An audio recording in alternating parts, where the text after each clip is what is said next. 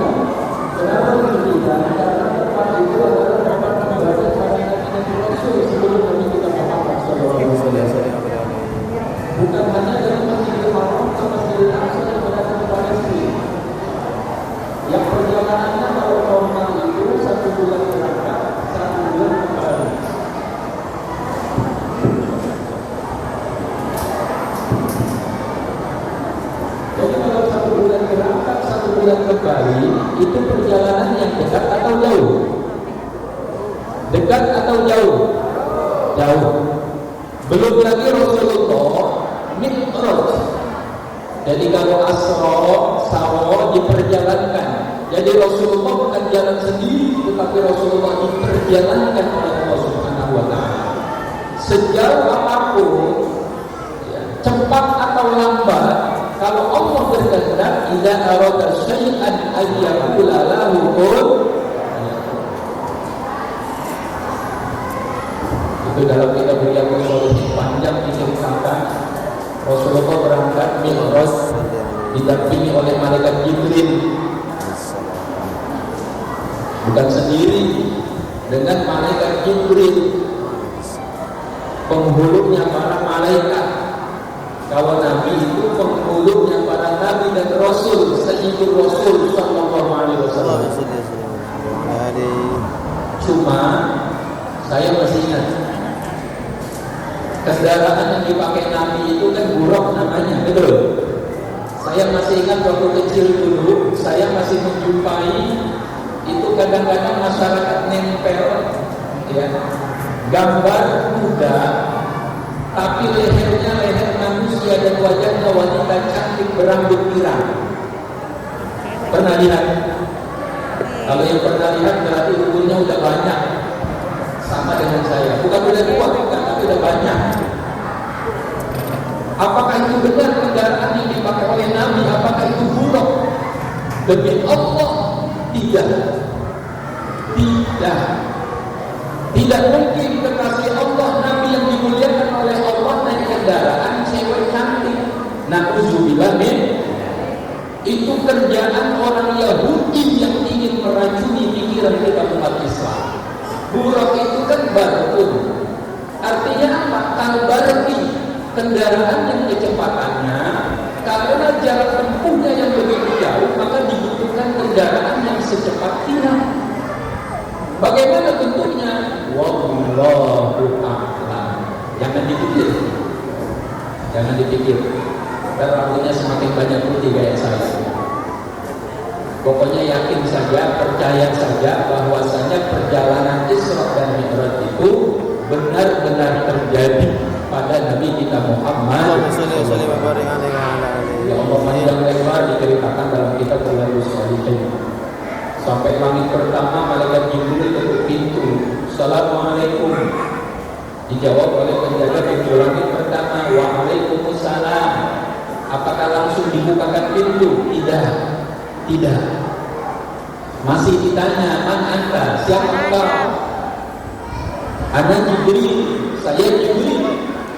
Apakah setelah mengaku malaikat Jibril lalu dibukakan pintu? Tidak. Masih ditanya oleh malaikat, wa man ma'aka ya Jibril? Dengan siapa kau datang ya Jibril? Ana ma'a Rasulullah sallallahu alaihi wasallam. Saya dengan kekasih Allah Nabi Muhammad sallallahu alaihi wasallam. Buru-buru dibuka. Karena ini tetamu mulia yang memang sudah ditunggu. Saya sering sampaikan kepada jamaah, paling tidak ini memberikan pembelajaran buat kita, terutama ibu-ibu, apalagi ketika suami tidak ada di rumah. Kalau ada tetamu datang, assalamualaikum, silakan dijawab waalaikumsalam, tapi jangan buru-buru dibukakan pintu. Boleh jadi dia tetamu tak diundang, tidak kita kenal, membahayakan kita, betul? Walaupun setelah kita jawab waalaikumsalam, tanya siapa? Saya Pak RT. Halo. Ada Pak RT datang? Mudah-mudahan habis jadi RT cepat jadi RW. Amin. Pak RW ini datang.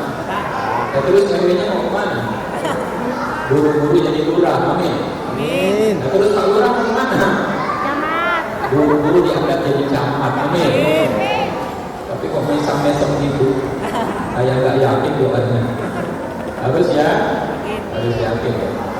Pak Lurah sehat, selamat, sukses.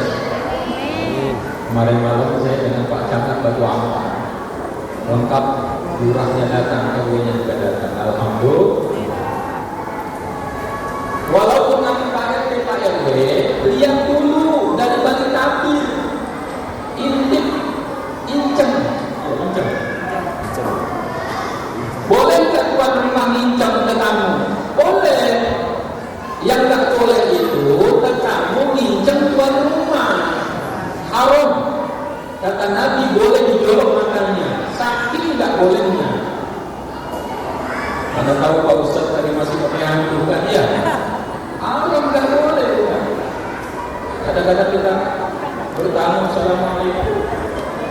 Assalamualaikum. Ini ada nggak orangnya di dalam ya? Lalu kita intip, nggak boleh tahu. Dengan siapa Nabi ketemu di langit yang pertama dalam riwayat ketemu dengan Nabi Muhammad. Nabi selalu mengucapkan salam kepada para nabi yang dijumpai. Nabi punya akhlak yang baik. Nabi tahu diri. Nabi yang junior. Walaupun kedudukannya lebih mulia daripada para nabi dan rasul. Lalu para nabi dan rasul juga menjawab salam kepada Nabi. Langit kedua ketemu dengan Nabi Yahya Zakaria. Langit ketiga ketemu dengan Nabi Isa. Terus sampai langit kelima ketemu dengan Nabi Yusuf.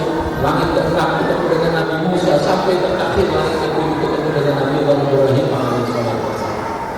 Bapak Ibu, yang saya ingin sampaikan ketika ketemu dengan Nabi Musa.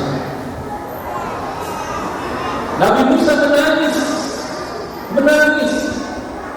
Kenapa Nabi Musa menangis? Ya Rabb, kekasihmu yang bernama Nabi Muhammad ini usianya jauh lebih muda daripada saya, tapi kemuliaannya melampaui kemuliaan saya dan kemuliaan para nabi dan rasul yang lain.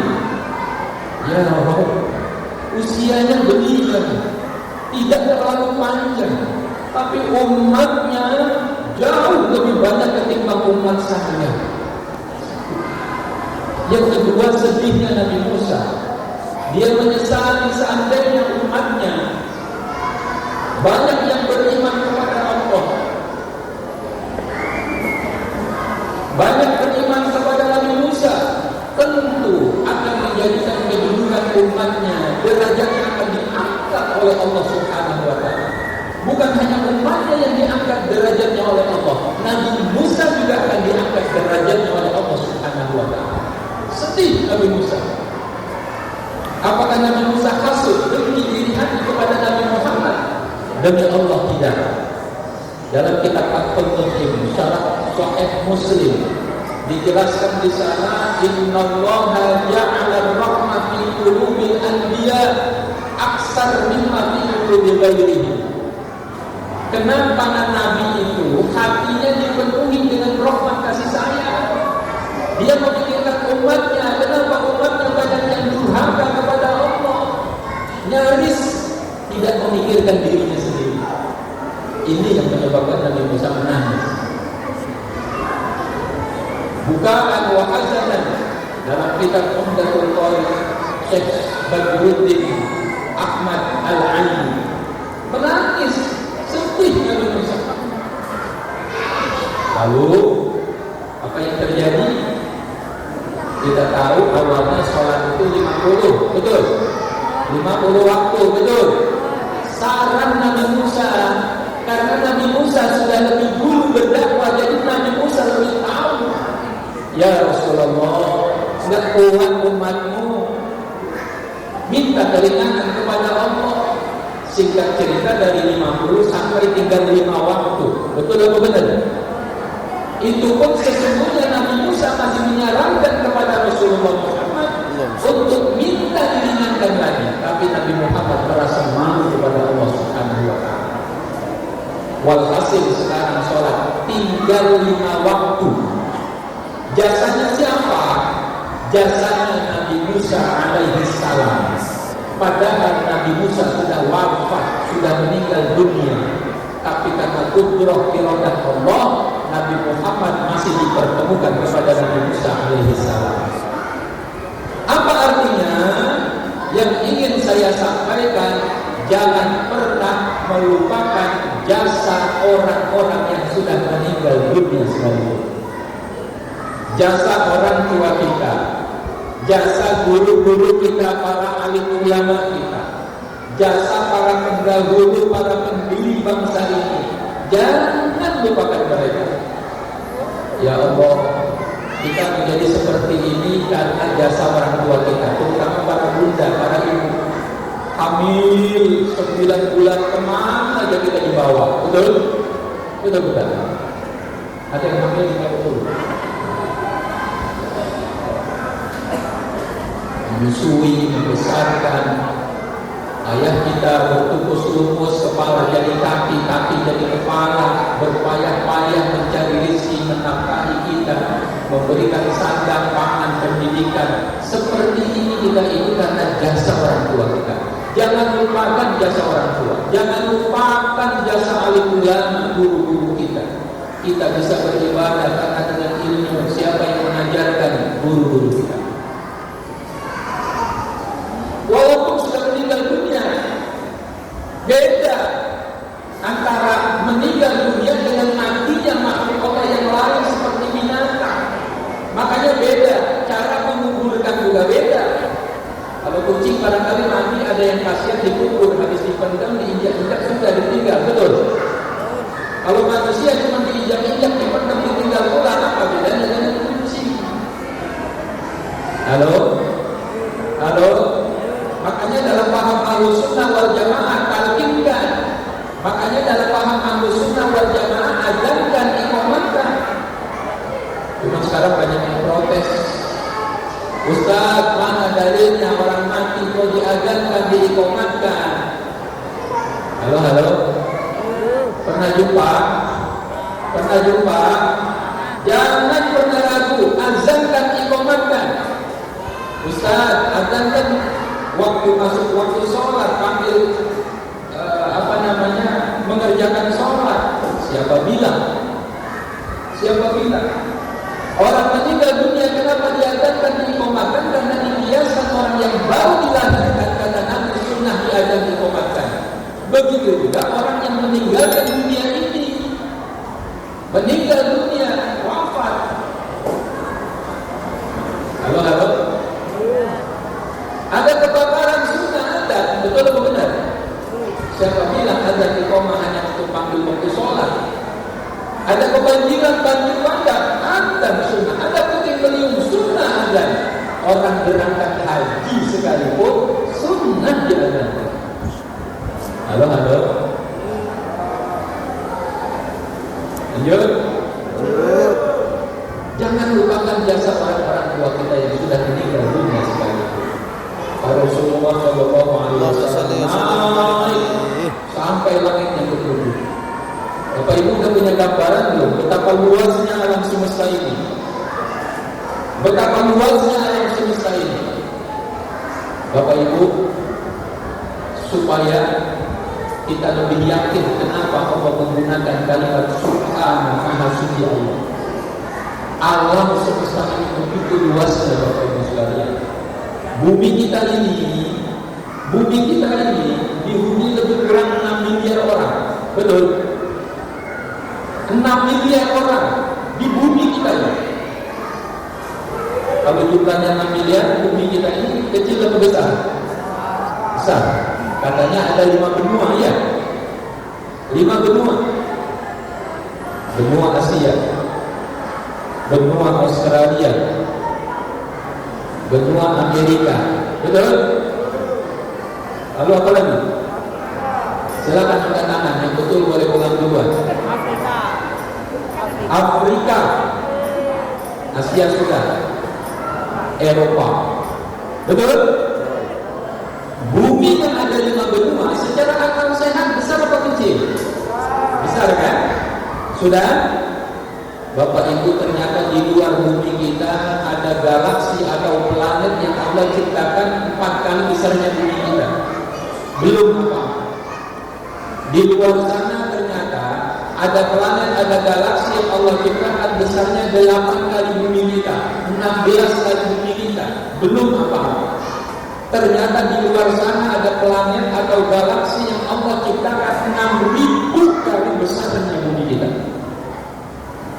Subhanallah, Maha Suci Allah. 6.000 kali besarnya bumi kita. Makanya Kiai Mustafa Bisri atau Gus-Gus pernah bertanya kepada ahli astronomi itu, kalau begitu Pak, jika dibandingkan dengan planet-planet yang besar tadi itu, adakah bumi kita besarnya seperti kacang hijau? Bukan kacang hijau. Apa kata ahli astronomi itu? Pak Kiai, kalau kacang hijau kekecilan, kebesaran, kalau kacang hijau kebesaran Pak Kiai, Lalu sebesar apa? Pak Kiai, bumi kita ini jika dibandingkan dengan planet yang besar tadi itu, besarnya hanya sebesar debu. Sebesar debu. Allahu Akbar. Subhanallah, Maha Suci Allah. Baik, planet-planet tadi itu termasuk bumi yang kita tinggali sebanyak 6 miliar orang ini, bulan, bintang, matahari, planet-planet yang lain yang hitungannya bukan lagi kilometer, tapi menggunakan kabel cahaya. Kenapa? Karena saking jauhnya jarak antara bumi dengan matahari tidak lagi menggunakan kilometer, tapi menggunakan hitungan kabel. Karena saking jauhnya. Dan ternyata semua itu masih ada di langit yang pertama. Padahal Allah Subhanahu wa ta'ala memberikan informasi kepada kita, huwallazi khalaqa sab'a samawatin tibaqa. Allah ciptakan 7 lapis langit. Sementara tadi yang kita ceritakan itu masih berada di langit yang pertama. Kalau manusia tawaf berputar, bertasbih, bertahlil, bertahmid mengelilingi Baitullah di Mekah Al-Mukarramah, Ka'bah Baitullah, ada yang namanya Baitul Izzah. Apa itu Baitul Izzah?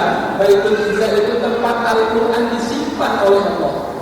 Jumlatan wahidah dari Lauh Mahfuz 30 juz 114 surah disimpan di Baitul Izzah. Mana Baitul Izzah? Satu tempat yang paling dekat dengan langit bumi kita ini. Langit pertama. Tempat Al-Quran disimpan. Jumlatan wahidatan. Kemudian Allah turunkan berangsur-angsur bihasbil wiqa'i, situasional, kondisional kepada Nabi Muhammad selama 22 tahun, 2 bulan, 22 hari.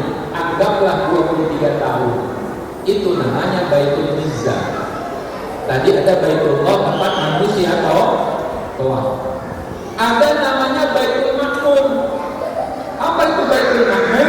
Baitul Ma'mur tempat malaikat tawaf, bertasbih, bertahlil, bertahmid, mensucikan, membesarkan Allah Subhanahu wa ta'ala. Dari mulai diciptakan malaikat Allah wa'alam sampai kapan. Jadi bukan manusia saja tawaf, ternyata malaikat juga tawaf. Apakah cuma manusia dan malaikat tawaf? Tidak. Coba kita perhatikan. Ternyata bulan tawaf berputar mengelilingi bumi. Betul? Ternyata bumi tidak diam di tempat, dia berputar mengelilingi matahari. Betul? Ternyata matahari juga tidak diam di tempat, matahari juga berputar. Wasyamsu tajri mustaqarrin laha dzalika taqdirul azizil alim. Walhasil semua galaksi termasuk bumi yang kita diami ini tidak diam. Semua berputar, bergerak, bertahlil, bertasbih, bertahmid, membesarkan Allah Subhanahu wa ta'ala. Subhanallah, Maha Suci Allah, Maha Suci Allah. Bapak Ibu, makanya dengan kacamata iman, di samping kacamata sains, ilmu pengetahuan tentang alam semesta ini, kita baru bisa percaya dengan perjalanan Isra dan Mi'rajnya Nabi kita Muhammad SAW. Bapak Ibu, ini lebih mendekatkan paham kita. Saya ke Jakarta, saya ambil baju saya, pakaian saya berangkat ke Jakarta. Saya nggak tahu kalau ada semut di samping saya. Karena saya sampai di Jakarta, saya ingin menjumpai imam besar Masjid Istiqlal. Lalu semut yang ada di samping saya keluar. Lihat, ya Allah, Istiqlal bagus banget, besar sekali. Kata siapa? Kata semut. Karena saya masih punya waktu, saya jalan-jalan ke Monas. Di Monas saya juga keluar, lihat Monas. Ya Allah, masih besar. Bagus, betul? Lalu karena urusan saya sudah selesai, saya kembali lagi ke Batam sore hari. Saya gantung pakaian saya, itu semut yang ada di saku saya, yang ikut jalan-jalan sama saya, dia keluar. Dia ketemu dengan kawan-kawannya. Dia cerita sama kawannya, saya baru pulang dari Jakarta. Saya lihat Istiqlal gede, cantik, bagus. Saya lihat Monas. Pertanyaannya, kira-kira semut kawan-kawannya yang ikut tadi percaya nggak? Percaya nggak? Dari Batam Center ke Bidayah apa di masjid? Bidayatul Hidayah. Semut dari Batam Center rumah saya di Citra Batam ke sini aja mungkin berbulan-bulan, betul? Lalu juga bilang sampai ke Jakarta. Kan saya yang bawa, saya yang memperjalankan semut itu ke Jakarta, naik pesawat. Apalagi yang memperjalankan Rasulullah adalah zat yang maha kuasa, zat yang maha besar. Idza arada syai'an ayyakula lahu kun. Yakin, percaya, benar. Suatu ketika Rasulullah diperlihatkan oleh malaikat Jibril atas izin Allah. Apa yang diperlihatkan oleh malaikat Jibril? Ada orang nanam, sekali nanam tapi nandurnya berkali-kali, panennya berkali-kali. Alhamdulillah. Ya Jibril, siapa itu? Dia itu orang-orang yang senantiasa mengajarkan kebaikan, dan kebaikan itu dipakai. Selagi kebaikan itu dipakai, selama itu pula yang mengajarkan kebaikan itu panen pahala dari Allah Subhanahu wa Ta'ala. Inilah kita para orang-orang tua yang punya kewajiban mendidik putra putri kita. Kewajiban para alim ulama mendidik umatnya, mengajarkan kebaikan. Alhamdulillah. Tapi dalam perjalanan itu pula Rasulullah diperlihatkan ada orang yang lidahnya panjang, lalu diguntingnya oleh malaikat, menjerit kesakitan, meraung-raung minta tolong. Disambung lagi lidahnya, dipotong lagi, disambung lagi, dipotong lagi. Ya Jibril, siapa itu? Itulah mereka manusia yang senantiasa dalam hidupnya menyebarkan fitnah, menyebarkan adu domba, menyebarkan provokasi yang menyebabkan permusuhan satu sama lain. Inna lillahi wa inna ilaihi raji'un. Orang surat edarannya dibilang, surat edarannya berisi tentang aturan, dibilang larangan.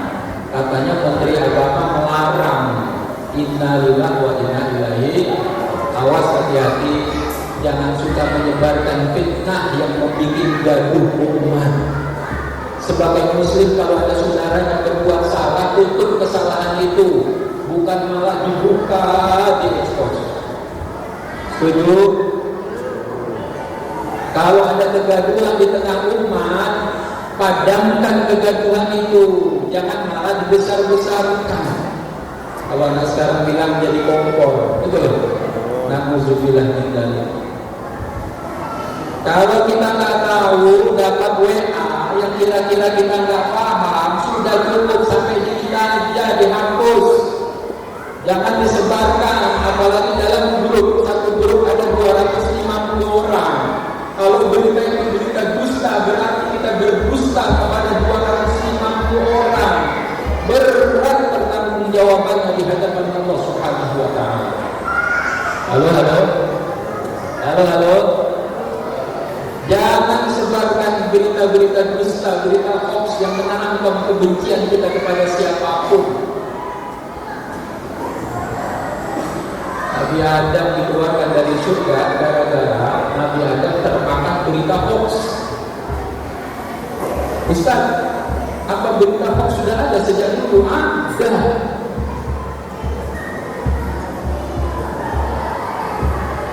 Ngaji malam ini sampai jam berapa panitia? Jam 1. Setuju? Bapak Ibu setuju, saya nggak setuju. Kasihan saya Hani yang bukakan pintu. Ya benar. Bapak Ibu kenal iblis. Ini semakin malam semakin seru. Bapak Ibu kenal iblis. Gak ada yang mengaku. Karena saya bilang kenal, nanti saya bilang kawannya paling tidak tahu ya. Iblis itu ibadah 70.000 tahun sebelum Nabi Adam diciptakan. Benar? Iblis itu ibadah 70.000 tahun sebelum Nabi Adam diciptakan. Tapi satu kali saja iblis sombong, usjudu li Adam, fasajadu illa iblis. Ketika Allah menciptakan Nabi Adam, Allah memerintahkan kepada makhluknya sujud hormat kepada Nabi Adam, semuanya sujud kecuali iblis. Apa kata iblis? Khalaqtani min nar wa khalaqtahu min tin. Ya Rabb, wahai Tuhan, Engkau ciptakan aku dari api, Nabi Adam dari tanah. Lebih mulia aku ketimbang Adam. Iblis sombong. Ibadah 70.000 tahun, iblis sombong satu kali, iblis ukhrud minha, dikeluarkan dari surganya Allah. Saya ulang, iblis ibadah 70.000 tahun, satu kali sombong, hapus ibadahnya 70.000 tahun, dan dikeluarkan dari surganya Allah. Kita ibadah berapa tahun? Kita ibadah berapa tahun? Kita sombong berapa kali? Kepengen masuk? Allahu Akbar, hebat umatnya Nabi Muhammad. Memang dijamin oleh Allah. Dosa kita sebanyak apapun, yakin dan percaya rahmat kasih sayang Allah jauh meliputi apapun. Kalau kita bertaubat kepada Allah, Allah akan ampuni dosa kita dan Allah tetap masukkan kita ke dalam surga. Hebat tak? Hebat tak umat Nabi Muhammad? Dan Allah jamin, sebelum umat-umat terdahulu, para nabi terdahulu masuk ke dalam surga, Allah pastikan umat Nabi Muhammad masuk ke dalam surga lebih dulu. Alhamdulillah. Jadi umat Nabi Muhammad bukan hanya nabinya yang istimewa, umatnya juga istimewa. Betapa tidak? Ada yang tanya kepada saya, Ustaz, kalau dulu kan Nabi dan Rasul umurnya panjang-panjang. Iya betul. Memang Bapak Ibu. Dalam riwayat itu, bahkan dalam Al-Quran Nabi umurnya 950 tahun. Umur rata-rata para Nabi dan Rasul 250, ada yang 450. Bahkan Nabi Adam dalam riwayat itu 1000 tahun lebih sedikit. Walaupun ada yang mengatakan hanya 950 tahun. Taruhlah 950 tahun, bisa kita bayangkan itu kopinya di mana dia? Orang sekarang kan selalu kopi bareng ya. 1000 tahun, Masya Allah. Berarti Pak Ustaz, karena umurnya panjang-panjang, amal ibadahnya juga lebih banyak daripada kita. Kenapa kita lebih dulu masuk surga ketimbang mereka? Bapak Ibu, inilah kemuliaan umat Nabi Muhammad SAW yang tidak dimiliki oleh umat-umat terdahulu. Contoh kecil ini, peringatan Isra dan Mi'raj, hakikatnya adalah syiar agama Allah, betul? Wa man yu'azzim sya'airallah fa innaha min taqwal qulub.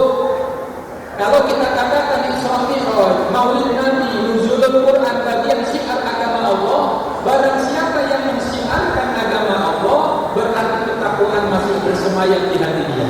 Inilah dalil peringatan hari-hari besar Islam. Jadi jangan katakan hari besar Islam itu gak ada dalilnya. Dia belum ketemu, makanya dia bilang gak ada dalilnya. Halo. Yang kedua, peringatan hari besar Islam ini sengaja digagas oleh para guru-guru kita, para ulama kita. Ayo kumpul maulid, ayo kumpul nuzulul Quran, ayo kumpul peringatan Isra Mi'raj.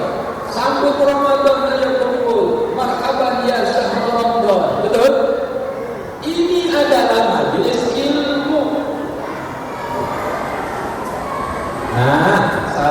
satu keunggulan umat Nabi Muhammad.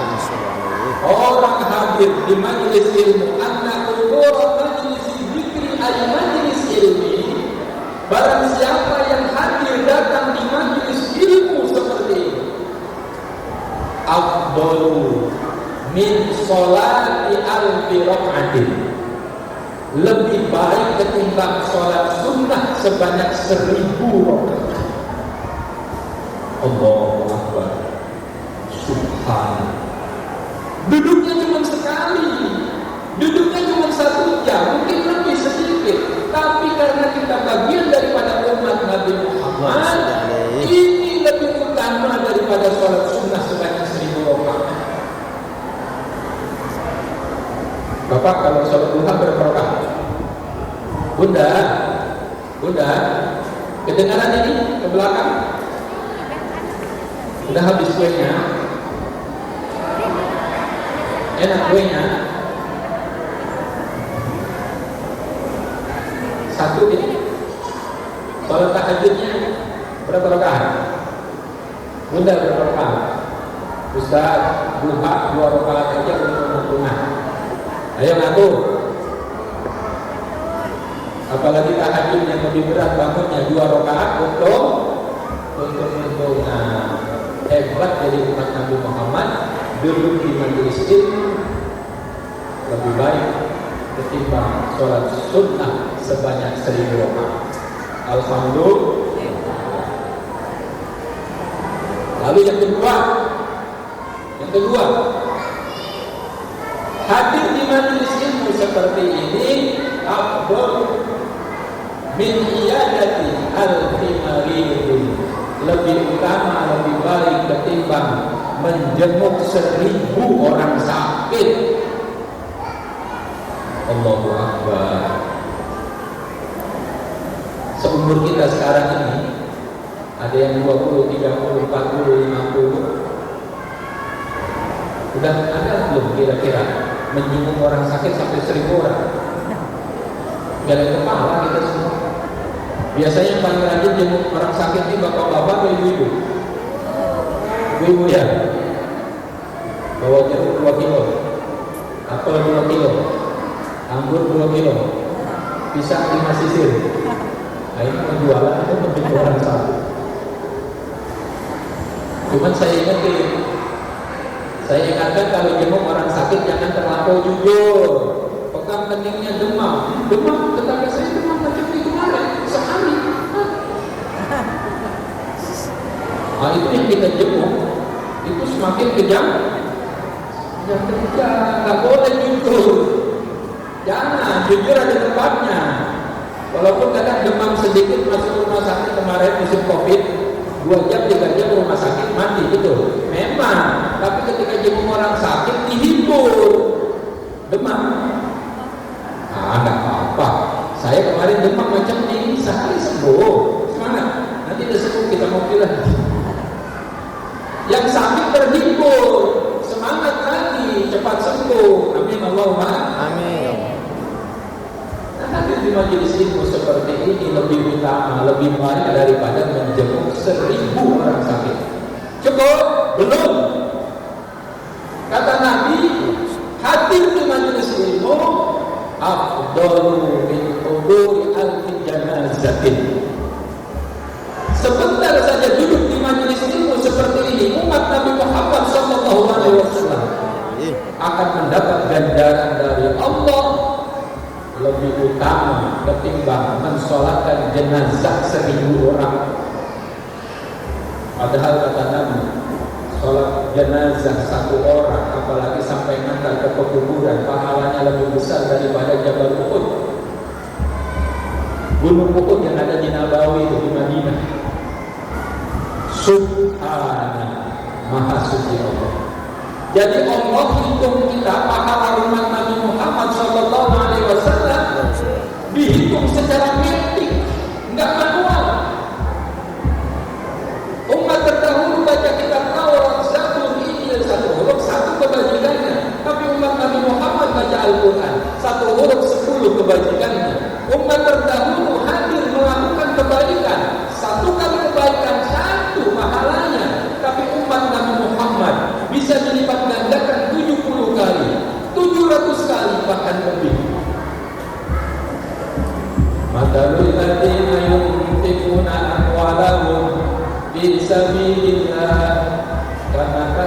habbatin ambata sab'a sanabila fi kulli sunbulatin mi'atu habbah wallahu yudha'ifu liman yasha'. Orang yang berinfak bersedekah di jalan Allah, Allah lipat gandakan pahalanya seperti satu pokok yang ditanam tumbuh 7 cabang. Satu cabang ada 700, ada 100 buahnya, berarti 700 kali lipat. Alhamdulillah. Senang jadi umat Nabi. Inilah keutamaan umat Nabi. Dan Nabi Ibrahim ketika dijumpai oleh Rasulullah di langit yang ketujuh, ya Muhammad, wahai kekasih Allah, sering-seringlah umatmu menanam tanaman surga. Ya Abah Nabi, wahai Nabi Ibrahim, apa yang dimaksud dengan tanaman surga?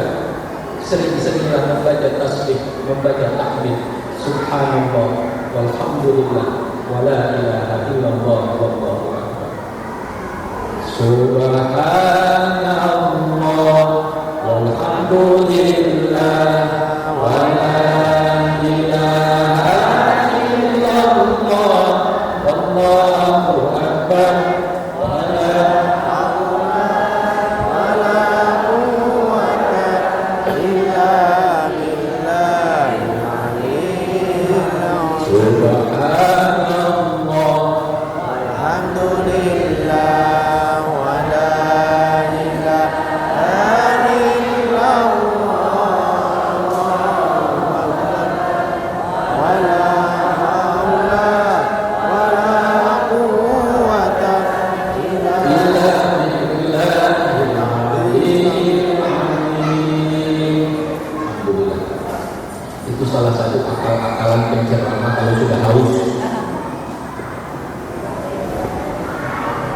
Lanjut.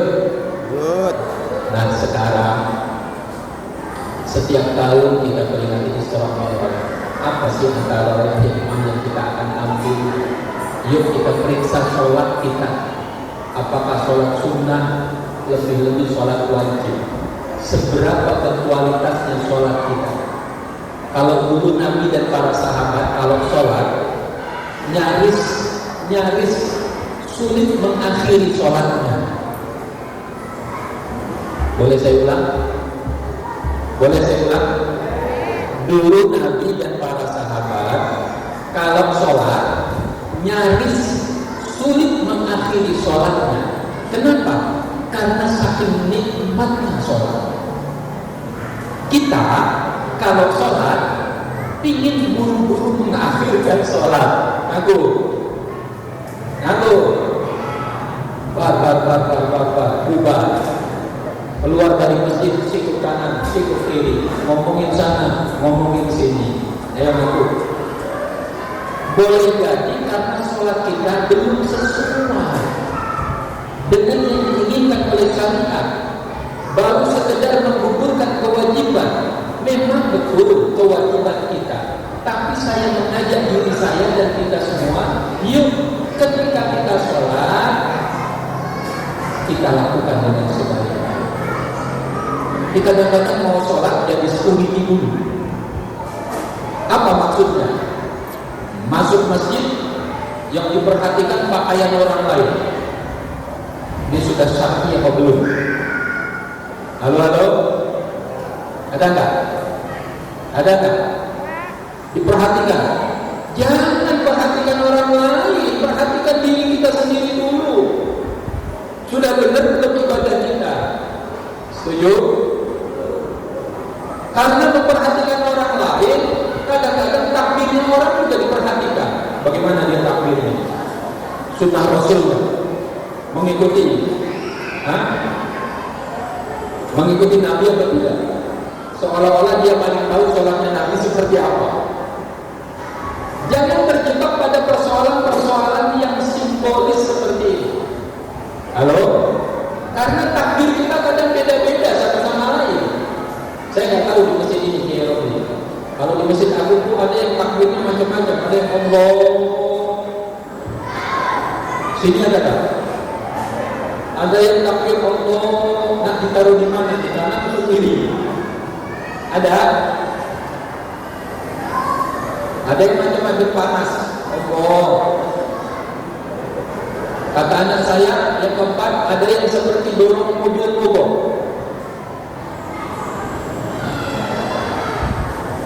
Ada? Enggak apa-apa, biarkan aja, itu saudara kita sedang sholat. Tapi kalau saya ditanya, Ustaz bagaimana takbirnya? Saya diajarkan guru saya. Saya nggak boleh tetangga kiri kanan. Ya, yang diajarkan oleh guru kita. Bagaimana? Lurus dengan daun telinga, lurus dengan tidak. Allahu Akbar. Tapi saya tidak mengatakan ini paling benar, yang lain salah. Enggak. Bahkan kalau kita ke Mekah, ke Madinah, yang sudah umrah, yang sudah haji, Allahu Akbar, dilepas, betul?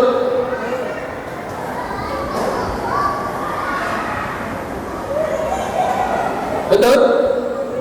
Jangan coba-coba jamaah Masjid Bidayatul Hidayah ketika umrah atau haji ada orang Arab macam ini lalu ditekuk, ada salah tuh. Saya jamin Pak Lurah tak pulang kita ke sini.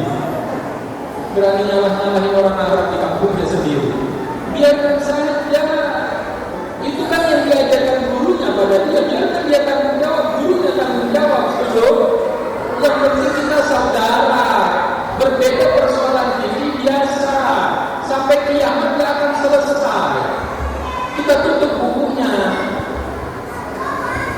Jadi malam ini jamaah Bidayatul Hidayah harus naik kelas. Amin.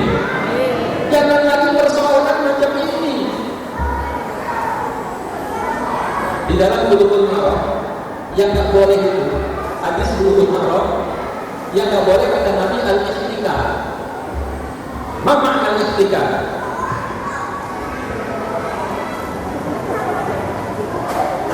Apa itu? Malam break. Ajak tolak pinggang orang Jakarta pulang. Kenapa nggak boleh? Usut punya usut. Kenapa ada hadis seperti itu? Ternyata kata Nabi, malam break ini kebiasaan orang Yahudi. Kenapa nggak boleh? Karena karakter seperti itu, karakter sombong yang melahirkan sifat anania, ego, keakuan. Pokoknya yang paling benar saya, yang lain salah semua. Bid'ah, syirik, sesat, masuk neraka. Na'udzubillah. Jangan sampai kita punya sifat sikap seperti itu. Menyalahkan ibadah orang sementara ibadah diri sendiri belum tentu diterima oleh Allah Subhanahu wa taala. Jangan sombong, rendahkan hati kita. Iblis ibadah 70.000 tahun, satu kali sombong dihapus oleh Allah pahala ibadah. Dikeluarkan dari surga. Jadi dari mana kita datang masuk ke Masjid Bidayatul Hidayah, walaupun beda-beda sedikit takbirnya, biarkan. Ternyata kata Nabi dalam fikih yang dirumuskan oleh para ahli ulama imam mujtahid kita, yang rukun itu bukan gerakan. Bukan gerakannya, yang rukun itu takbirnya. Allahu Akbar. Allah Maha Besar. Jangan dilupa. Ada penggerakannya macam mana orang Melayu cakap lantang. Betul Pak Benda? Abang Benda betul? Jangan dari Jawa Allah ingkang ageng, batal sholatnya. Daripada Allah ingkang gadang, batal sholatnya. Walaupun jubahnya 5 meter, sultannya 4 meter, tapi sholatnya takbirnya dirubah dengan bahasa daerah, batal sholatnya. Halo. Kadang-kadang gara-gara telunjuk nggak terurus apa kita. Awas, kita harus cerdas, harus naik kelas. Tutup buku persoalan khilafiyah yang tidak akan selesai. Asyhadu an la ilaha illallah. Goyang. Ada? Biarkan aja, saudara kita sedang sholat kok. kecuali dia pinjam penunjuk kita. Dalam fikih Islam wajib itu Imam Malik yaminan wa shimalan au mutaharrika, ke kanan ke kiri atau bergerak sewajarnya, kata Imam Malik. Imam Abu Hanifah asyhadu an la ilaha illallah. Imam Abu Hanifah asyhadu an la ilaha illallah. Turun lagi. Sudah ya? Berapa itu? 2. Imam Syafi'i asyhadu an la ilaha illallah. Langsung turun. Kata Imam Syafi'i, ini yang lebih mendatangkan kekhusyuan saat mata tidak melampaui telunjuk. Iya. Jadi sholat nggak boleh dilarangkan matanya. Sholat lihat cicak main kejar-kejaran, lihat cicak kawin. Memang tidak sampai membatalkan sholat kita, tapi makruh, nggak boleh. Tundukkan pandangan mata kita. Ketiga ya, Imam Ahmad bin Hanbal asyhadu an la ilaha illallah wa asyhadu anna Muhammadar Rasulullah. Setiap lafaz Allah digerakkan. Mana yang betul? Semuanya betul. Semua punya hujjah. Yang saya nggak paham, asyhadu an la ilaha illallah, ke atas nggak turun-turun. Tapi saya tetap nggak berani nyalahkan. Saya hanya berprasangka baik. Sahabat saya, saudara saya sedang semangat-semangatnya sholat. Cuma yang gerak terlampau. Saya khawatir antum gerak juga, ditangkap. Saya khawatir. Lepaskan. Ini kan guru saya mengajar seperti ini. Iya, tapi menyebabkan saya nggak khusyuk. Akhirnya pusing kan. Khawatir saya ekonomi terganggu. Ini bising banget. Alhamdulillah. Biarkan aja. Selesai. Clear ya. Jangan lagi dipersoalkan masalah-masalah kecil seperti ini. Khilafiyah nggak akan selesai. Sudah. Setuju? Kenapa assalamualaikum ke kanan begini? Padahal niat sholat kita lillahi untuk Allah. Kenapa salahnya assalamualaikum? Keselamatan untuk kalian. Loh, Allah berapa? Allah kan cuma satu. Qul huwallahu ahad, Allahus samad. Betul? Kenapa kok keselamatan untuk kalian? Sebagai seorang muslim yang beriman kepada Allah, tebarkan salam, tebarkan damai ke orang-orang sekeliling kalian. Wahai suami, para suami, tebarkan rasa aman, rasa damai ke hati para istri dan anak-anak. Wahai para bunda, para istri, tebarkan salam damai kepada para suami dan anak-anak. Pertanyaannya, sudahkah keberadaan kita di samping istri kita membuat istri kita merasa maknus, merasa adem?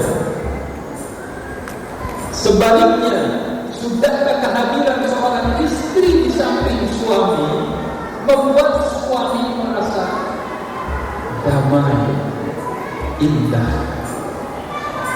Silakan jawab masing-masing. Karena ada seorang suami belum masuk rumah, baru pulang kerja, belum masuk rumah, istri buru-buru masuk dapur, entah apa yang dia masak, nggak selesai. Padahal dia ingin menghindar suaminya. Kenapa? Apa dalam batin istrinya? Si buta dari buah hantu pulang. Halo? Dengar ini? Apa katanya? Si buta dari buah hati. Mungkin suami terlampau galaknya sama istri. Mungkin suami terlampau tenggelamnya kepada istri. Inna lillahi wa inna ilaihi raji'un. Ya Allah, mudah-mudahan di sini tidak ada. Amin. Karena kalau dilihat dari potongannya ini suami soleh. Ya Allah, dulunya ngalah-ngalahin kiainya. Sebaliknya, karena istri terlalu cerewet, tapi bukan orang sini loh ya. Saya lagi cerita di kampung saya. Terlalu cerewet, terlalu galak. Kasih uang belanja sedikit ke rumah, banyak ke rumah. Istri belum masuk rumah, tapi suami nengok dari balik jendela. Suami meninggal. Dalam hati suami apa? Nenek lampir pulang. Bapak Ibu bisa bayangkan, kalau suami macam si buta dari dua maju, lalu istrinya macam nenek lampir, itu anaknya kayak siapa?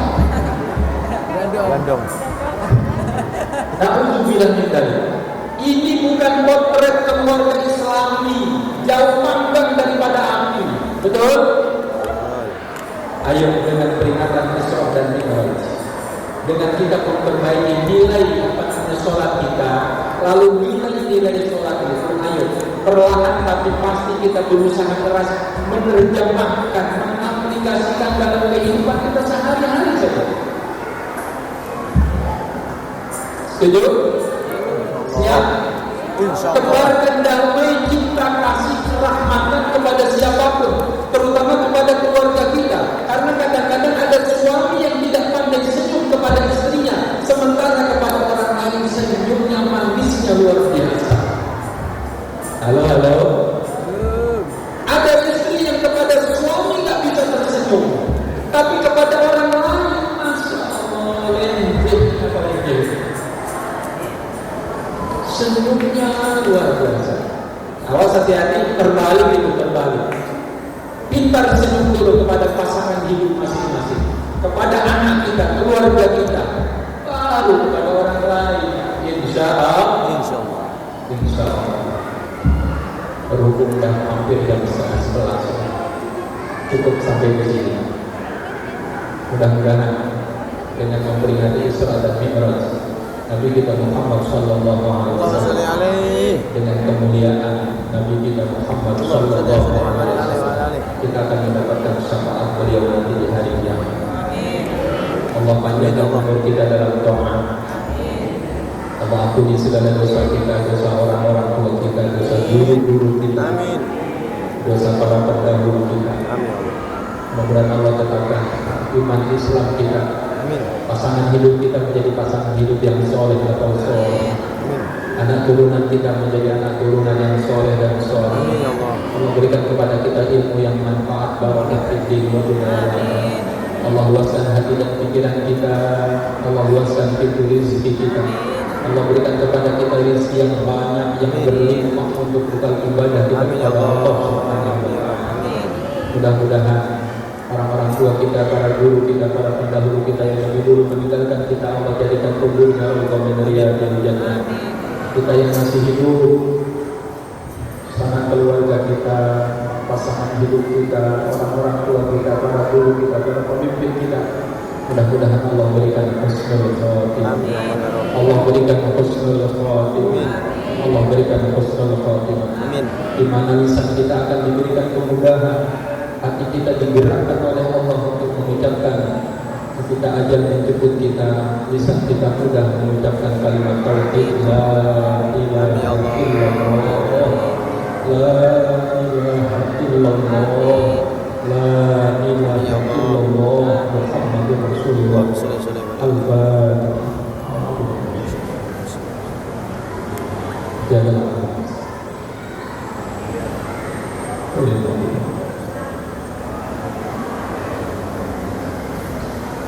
Ya Rabbi bil Mustafa balil maqasidana wa fil lana ma dhaya wasi'al karami. Ya Rabbi bil Mustafa balil maqasidana wa fil lana ma dhaya wasi'al karami. Ya Rabbi bil Mustafa balil maqasidana Bilana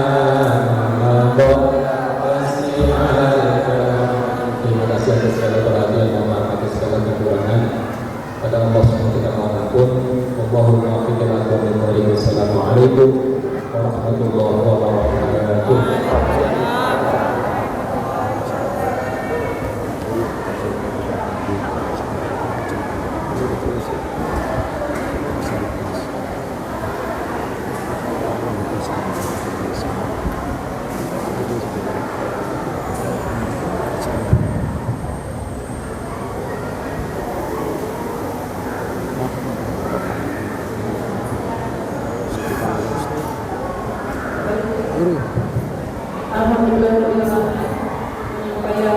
dari Bapak Kiai Haji Ahmad Ridho Amin begitu sangat menyentuh dan mudah-mudahan dapat diambil ilmunya oleh kita semua dan kita bisa mengaplikasikan dalam kehidupan kita sehari-hari, intinya berbuatlah kebaikan setiap hari.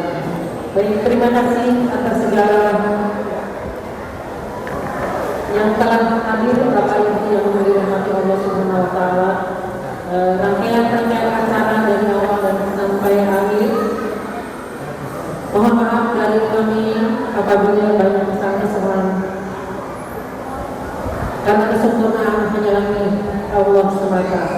Terima kasih kepada ibu bapak semua dan mudah-mudahan kita sampai di perjalanan dan sampai ke rumah dalam keadaan selamat, sehat, walafiat. Amin ya rabbal alamin. Pohon selasih tumbuh di batu terbelah menjadi dua. Terima kasih ibu bapak, sampai jumpa di lain waktu.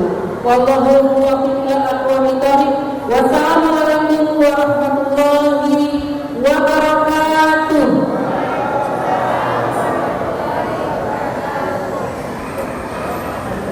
Terima kasih kepada Haji Ahmad Ridho Amin, selamat jalan. Terima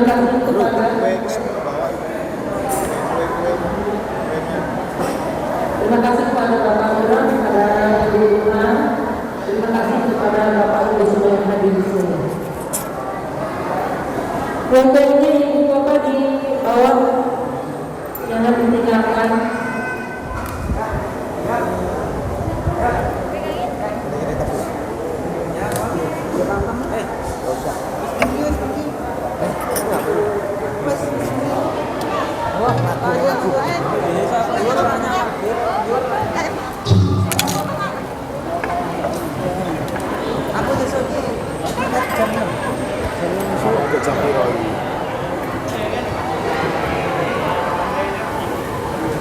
Allahumma salli wa sallim ala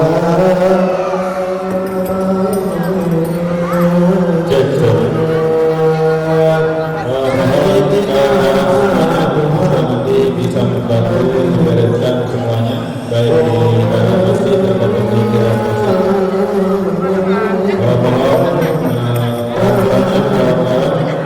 Untuk semuanya bisa bantu membereskan setelah acara ini. Terima kasih.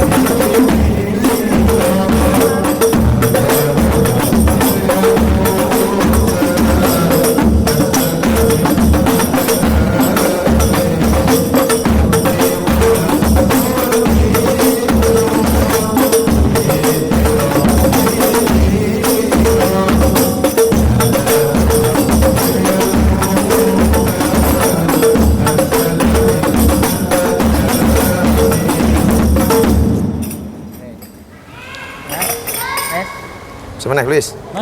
Mulai aku. Belas nanggung. Gresek lah. Sampean dhewe ini. Ning kamar. Oke, ning kamar. Ada. Dhewe sampean. Belum. Dapat juga ini jam. Muslim